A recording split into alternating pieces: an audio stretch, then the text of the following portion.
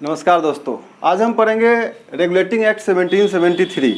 ये एक्ट इसलिए हमारे लिए ज़रूरी है कि जब हम भारतीय संविधान को पढ़ते हैं तो हमारे लिए ये जानना आवश्यक हो जाता है कि संविधान बनने के पूर्व वो कौन सी घटनाएं थी कि संविधान बनने की आवश्यकता पड़ी। तो सबसे पहले 1773 एक्ट में लिखा हुआ है, बंगाल के गवर्नर को बंगाल का गवर्नर जनरल बना दिया गया, मद्रास एवं बम्बई के गवर्नर को बंगाल के अधीन कर दिया गया। ठीक है, ये दो पॉइंट्स पे हम डिस्कस करते हैं। जब आप शुरू करते हैं 1773 को पढ़ना कि बंगाल के गवर्नर को बंगाल का गवर्नर जनरल बना दिया गया, तो क्या आप इस बात को जानना चाहते हैं कि बंगाल में गवर्नर बना कब? अगर ईस्ट इंडिया कंपनी के लिए रेगुलेटिंग एक्ट 1773 से शुरू हुआ तो बंगाल के गवर्नर जनरल बने तो बंगाल में या मद्रास में या बम्बई में गवर्नर थे कब? तो आज हम इन्हीं मुद्दों को जानेंगे कि क्या 1773 से पहले भी ईस्ट इंडिया कंपनी के लिए कोई कानून था, और था तो वो किस प्रकार काम कर रहा था, और 1773 से ही हम क्यों उसको पढ़ना शुरू करते हैं। तो चलिए शुरू करते हैं। इससे पहले फिर एक इन्फॉर्मेशन कि आज हम जो भी इस वीडियो में पढ़ेंगे उसके लिए आपके पास एक ऑप्शन फॉर्म आएगा जो डिस्क्रिप्शन में होगा या कमेंट्स बॉक्स में एक लिंक होगा जहां से जाकर के आप क्वेश्चंस को सोल्व कर सकते हैं। तो इससे सबसे बड़ा फायदा ये है कि आप वीडियो को देखें, समझें, नोट्स बना लें और तुरंत का तुरंत क्वेश्चन वहां पे बना करके शुरू कर सकते हैं और जांच सकते हैं कि आप कितना पढ़ पाए हैं और समझ पाए हैं। और एक रिक्वेस्ट, अगर आपको मेरी पिछली वीडियो अच्छी लग रही हो या आपको लग रहा हो कि मैं आपके लिए अच्छा पढ़ा पा रहा हूँ, समझा पा रहा हूँ, तो काइंडली इसे सब्सक्राइब करें, लाइक करें और अपने दोस्तों के साथ शेयर भी करें। तो चलिए शुरू करते हैं। आज हम जानते हैं रेगुलेटिंग एक्ट 1773 को, लेकिन इससे पहले इसके इतिहास को।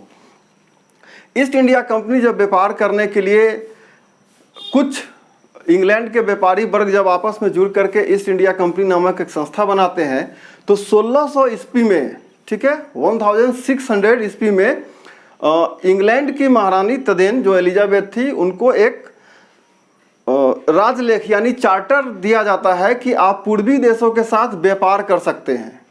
जो भी ब्रिटेन के लिए पूर्वी देश हैं उनके साथ वो व्यापार कर सकते हैं और उन पे उनका एकाधिकार होगा। एकाधिकार किनका? ईस्ट इंडिया कंपनी का। और उसी के साथ जो 1600 ईस्वी में दिया गया था, उसी के साथ एक कंडीशन बनाया गया। वो कंडीशन क्या था कि यहाँ पे एक गवर्नर होगा और इसके साथ एक 24 मेंबर्स होंगे।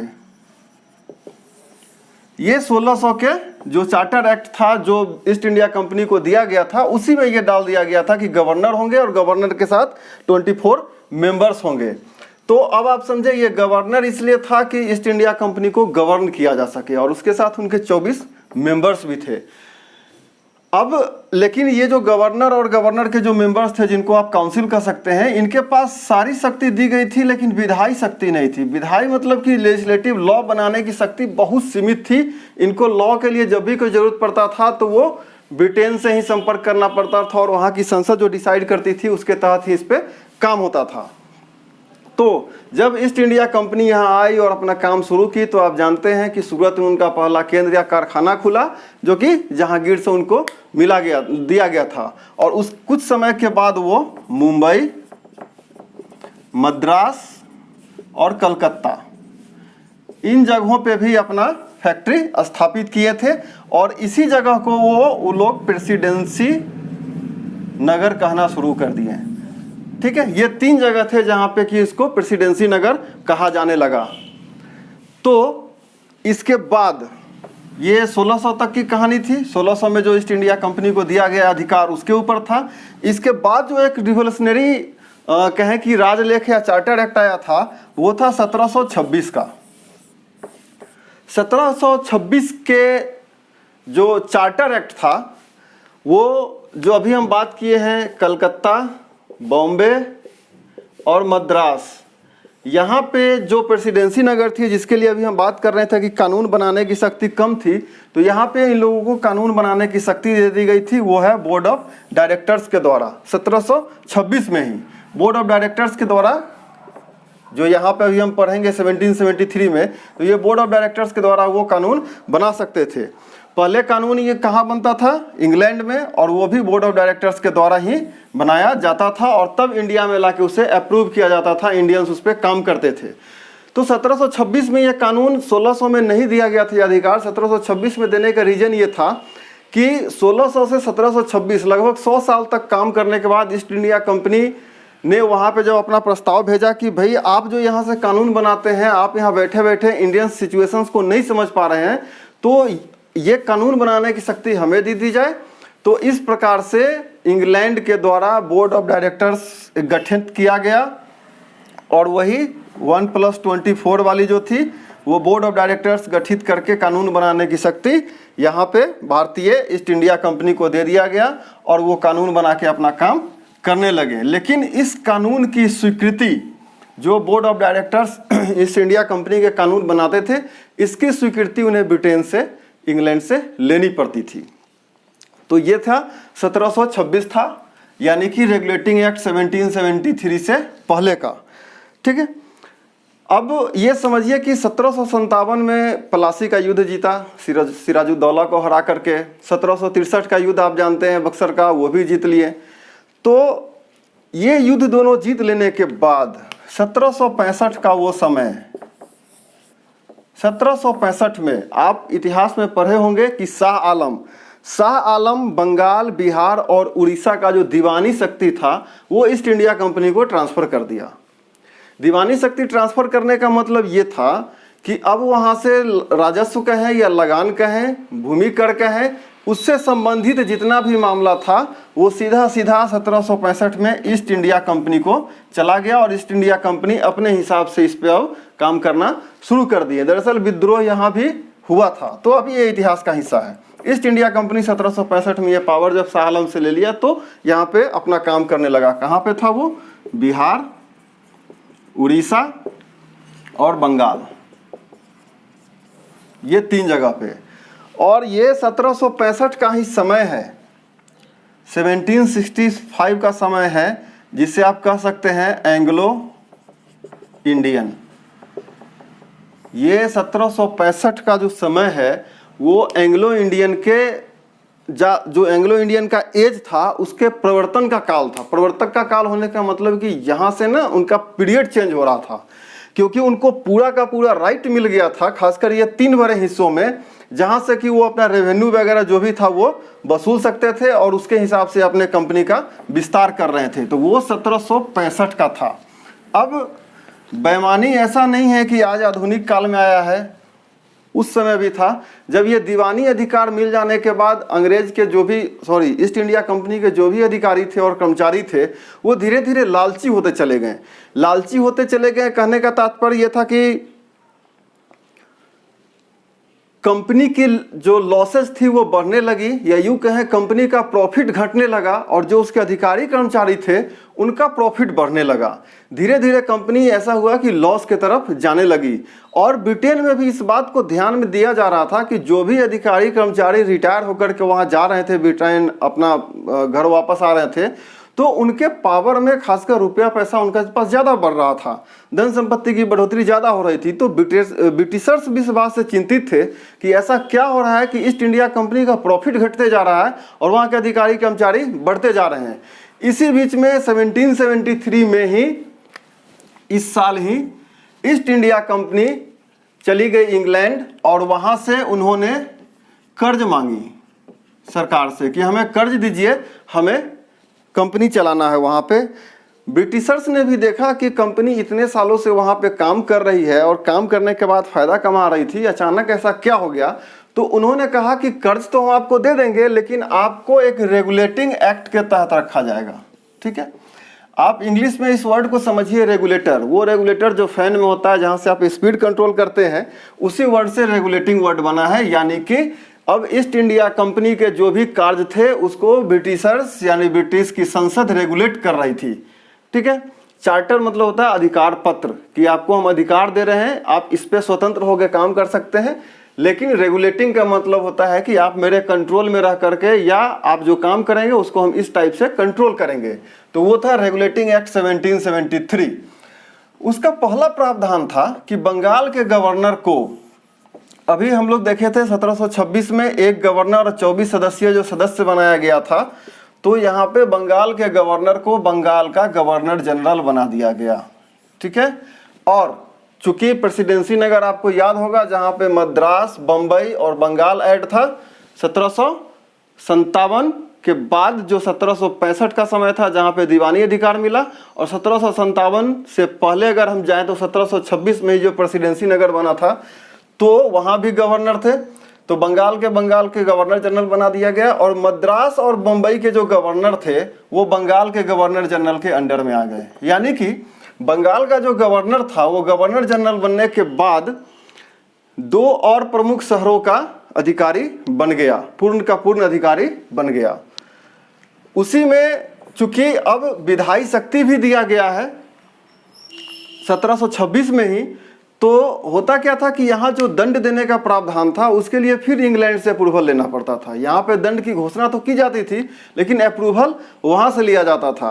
तो 1773 के ही रेगुलेटिंग एक्ट में 1774 में, इस एक्ट के तहत 1774 में एक सुप्रीम कोर्ट की स्थापना की गई। उस सुप्रीम कोर्ट में 1+3, इसका मतलब है कि 1 जज थे और उनके साथ 3 अन्य जज थे। कहीं कहीं पे ये 4 भी मिलेगा, तो जो सही हो उसको आप समझ लीजिए, ठीक है। तो 1+3 का ये वहाँ पे एक सुप्रीम कोर्ट के चीफ जस्टिस थे, 3 अन्य जजों के साथ उच्चतम न्यायालय का गठन किया गया। और यही उच्चतम न्यायालय के आदेश के विरुद्ध यदि किसी इंडियन को या किसी ईस्ट इंडिया कंपनी के अधिकारी को अपील करना होता तो वो प्रीवी काउंसिल में ही जाकर के अपील कर सकते थे, जो कि उस समय इंग्लैंड में ही था। अब कर्मचारियों को निजी व्यापार और उपहार पर रोक लगा दिया गया। पहले निजी व्यापार की बात समझते हैं, ठीक है। अगर आप भारत में सरकारी कर्मचारी हैं तो आप कोई व्यापार नहीं कर सकते हैं, कोई व्यापार नहीं। हाँ, अपने रिलेटिव्स के नाम पे व्यापार कर सकते हैं। कुछ स्टेट्स में यह कानून बनाया गया है कि आपके रिलेटिव ब्लड, खासकर ब्लड रिलेटिव, जिस किसी भी प्रोफेशन से अटैच्ड हैं, उसी प्रोफेशन का कोई भी प्रक्रिया आपके कार्यालय में कहीं नहीं किया जा सकता है, ठीक है। एक उदाहरण लेते हैं कि यदि सरकार एक टेंडर निकालती है कि हमें 500 बोरा सीमेंट चाहिए, भवन निर्माण विभाग ये टेंडर निकाली कि हमें 500 बोरा सीमेंट चाहिए, और आपका कोई रिलेटिव अगर सीमेंट का व्यापारी है तो वो टेंडर नहीं भर सकते हैं। अगर वो कंपनी बनी हुई है तो वो टेंडर भर सकते हैं, क्योंकि कंपनी जो भी होते हैं पब्लिक लिमिटेड कंपनी, उसमें 1 से अधिक लोग, 2 या 2 से अधिक लोग होते हैं। तो उस समय भी कंपनी के कर्मचारियों को निजी व्यापार पर रोक लगा दिया गया, ताकि वो जो भी उस समय देश में ईस्ट इंडिया कंपनी काम कर रही थी उसके कर्मचारी उसमें इन्वॉल्व होकर के फायदा उधर से भी ना लेने लगे या उनके मन में बेईमानी ना आ जाए। और उपहार पर रोक लगाया गया। इस उपहार को ना आप रिश्वत समझिए, ब्राइब। तो गिफ्ट और ब्राइब पे भी रोक लगा दिया गया कि आप किसी भी भारतीय से उपहार या रिश्वत नहीं ले सकते हैं, ठीक है। 5वां जो सबसे बड़ा इसमें चेंजेज आया था वो है बोर्ड ऑफ डायरेक्टर्स, राजस्व, नागरिक और सैन्य मामला। ये बोर्ड ऑफ डायरेक्टर्स याद होगा आपको, अभी हम लोग बीओडी के बारे में बात कर रहे थे। ये बोर्ड ऑफ डायरेक्टर्स वही हैं जो पहले ब्रिटेन में हुआ करते थे यहाँ पे कानून बनाने के लिए विधायी शक्ति के मामले में। लेकिन चूंकि भारत में 1+24 के बोर्ड ऑफ डायरेक्टर्स उपलब्ध थे तो उन्हें रेवेन्यू, सिविल और डिफेंस का मामला सीधा का सीधा ब्रिटिश सरकार को रिपोर्ट करना पड़ता था।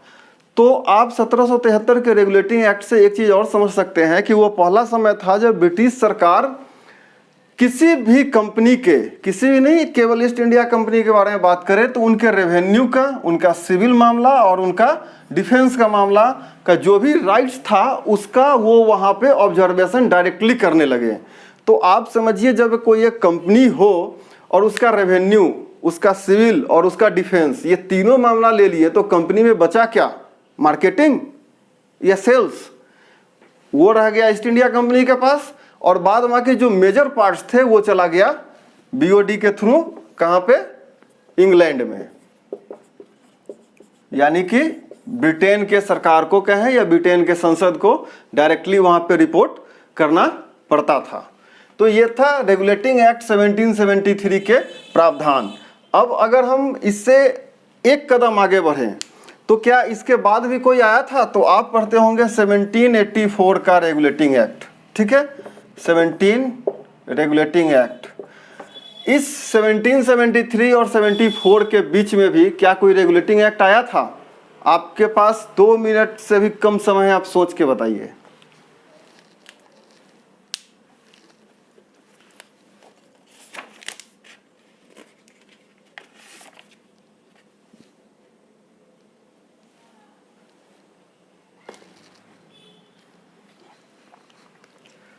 तो इससे पहले एक आया था 1781 का रेगुलेटिंग एक्ट, चूंकि ये हमारा पिट्स इंडिया एक्ट था। उससे पहले आया था 1781 का रेगुलेटिंग एक्ट। 1781 के रेगुलेटिंग एक्ट में क्या था, 1773 के रेगुलेटिंग एक्ट के कुछ खामियों को दूर किया गया था, जिसमें कि बिहार और उड़ीसा के हिस्से पे भी दीवानी मामलों में कानून बनाने का अधिकार यहाँ पे रेगुलेटिंग एक्ट के जरिए ईस्ट इंडिया कंपनी को दे दिया गया कि अब वो बिहार और उड़ीसा पे भी कानून बना सकते थे। तो ये 1773 के मेजर पार्ट्स थे जो कि सबसे पहले ईस्ट इंडिया कंपनी को दिया गया। इससे संबंधित आपके मन में अगर कोई प्रश्न हो तो आप कमेंट बॉक्स में आकर के निश्चित तरीके से पूछ सकते हैं। फिर मैं एक बात बता दूं कि इससे बाद जब हम 1784 के पिट्स इंडिया एक्ट पे चलेंगे तो उसके डिटेल्स को जानेंगे। फिर उसके बाद जो एक्ट आया उसके, तो हर एक वीडियो में अलग अलग एक्ट्स के बारे में हम जानेंगे ताकि कम समय में हम बेहतरीन चीज़ को हासिल कर सकें। तो इससे संबंधित जो प्रश्न होंगे वो आप चाहें तो पूछ सकते हैं कमेंट बॉक्स में। दूसरी चीज़ कि इससे संबंधित कम से कम 5 प्रश्न और उससे अधिक आपको कमेंट बॉक्स में या डिस्क्रिप्शन में एक लिंक मिलेगा जिसे देख करके आप जान सकते हैं। तो ये आज रेगुलेटिंग एक्ट 1773 के बारे में हम लोग पढ़ें। अगर आपको वीडियो अच्छी लगी हो तो काइंडली इसे लाइक, सब्सक्राइब और शेयर जरूर करें। Thank you.